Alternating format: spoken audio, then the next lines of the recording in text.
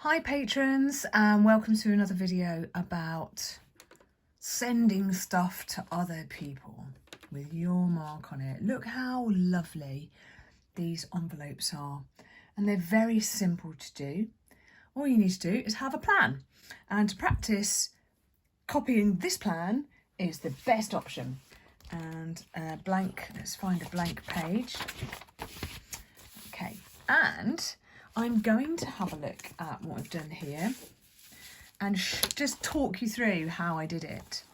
I like to think about exactly who's going to be receiving it and how exciting it is for it to plop on the mat. One of the things we can do is get in the mood. So I've lit a candle. I'm going to play some Christmas jazz and get relaxed, because writing Christmas cards can be pretty stressful. Oh my God, I've got 500 to do. It's going to take me ages, blah, blah, blah. And you're sort of planning how you're going to finish the task before you've even started it, which is nonsensical. You mustn't do this. It's a bad thing. So what do you need for this exercise? You do need a fine liner. Either one, if you've come to one of my workshops, you've got one of those cool 0.7 fine liners with a black ink, or anything will do as long as it's fine, mighty fine, okay?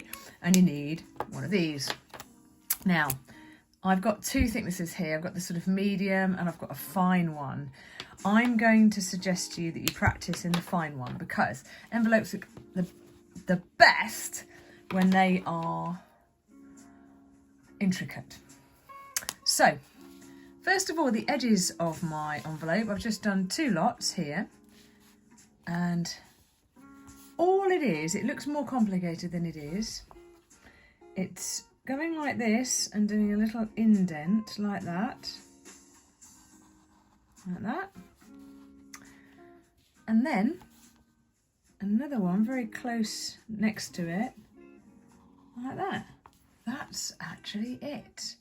I know it looks more complicated and it's very effective, but that's all it is. I'm going to practice it again here. So I go like that, and then I cut a bit out like a Christmas mouse, like that, and then just do a normal corner like that. There we go. So looks like there's an advert on Spotify, which is boring. So I've just turned the volume off. Wait for it to play. And then what's going on here? Well, this is a little line here. Just to break this down for you, I'm going to show you this in a bit of a practice. You'll see that there's a blob at one end. I haven't done it on that one, but I've done this one.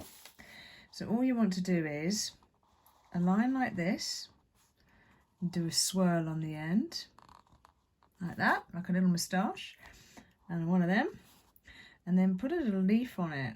I know, it's weird, isn't it? And then another straight line as parallel as you can.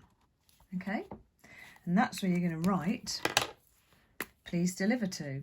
Am I going to use this? No, I'm going to use the fine liner, because as you can see, these match these and they're just very fine. I'm going to keep the orientation thin, and I'm going to try and follow the line of everything like that. Sometimes I'll put the little E bit at the top.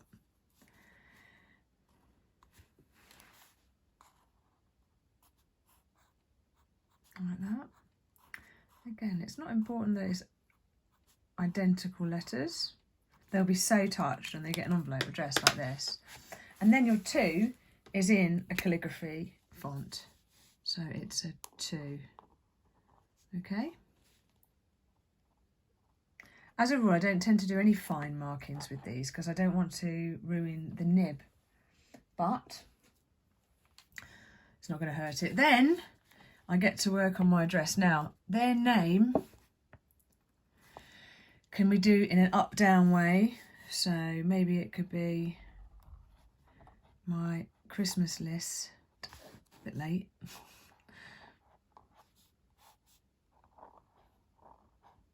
Okay, uppy downy.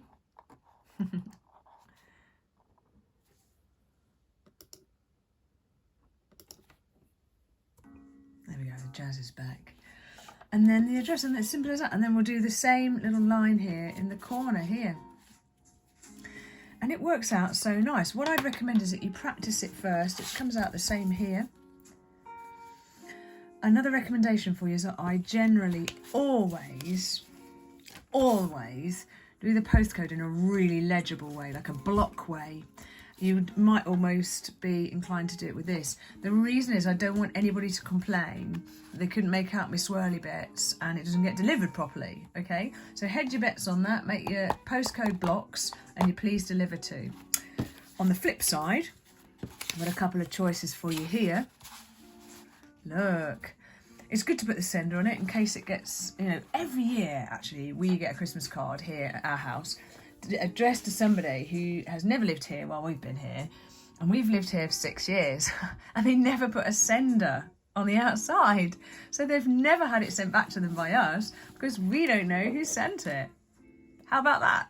So always consider putting a sender thing, and these are quite easy to do as well. I'm just going to take you through this one. They are essentially the same thing, but I just want to walk you through it. I draw a bit of a ribbon like this.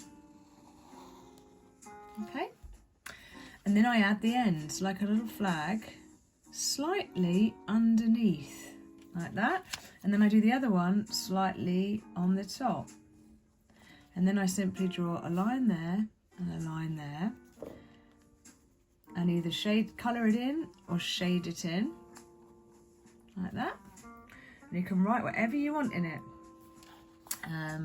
To be honest, as a postal code thing, I might be inclined to put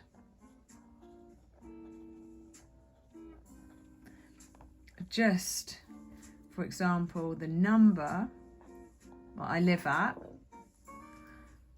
which has been changed to protect my identity, and then the postcode.